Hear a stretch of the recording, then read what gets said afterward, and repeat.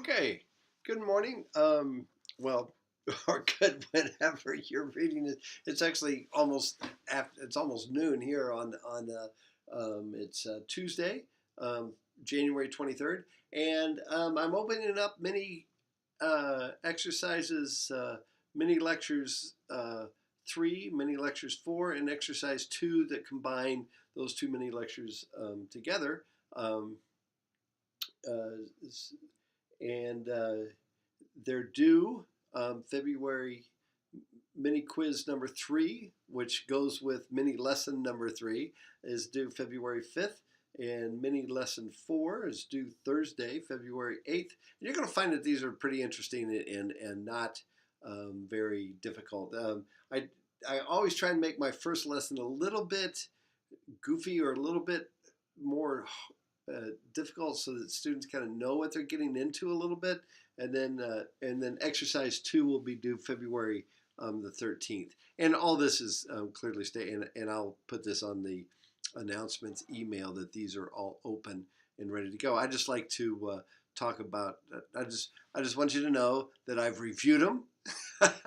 All of the videos work that I've asked you to do. I've reviewed this is not complete autopilot for me. I found out I better do some checking to make sure these things are still there and still working. I'm sorry about that home run tracker thing.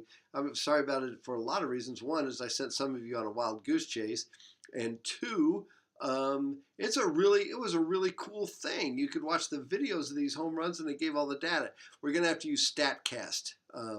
And I'm going to have to change some of the problems when we get to projectile motion later on.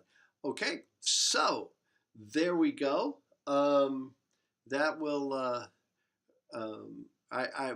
it looks like some of you are tracking great, doing good things, and I'm excited about this course.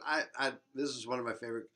I love my job, so I like all the courses that I teach. But I really kind of like this course. So here's some big ideas from this, and I want to kind of shut up talking here pretty soon. I'm going to take my face off in the corner here, so bye-bye. But I'm just going to stay here with the slides. So let's go to the ladybug. She's coming on here. Come on. Come on. There she goes. All right, so she's on, and take her a minute to spin. Let the great world spin. There she is.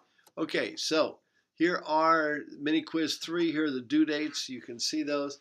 But here's the big ideas that we're going to be doing. We're going to be looking at energy and heat exhaustion and things like that.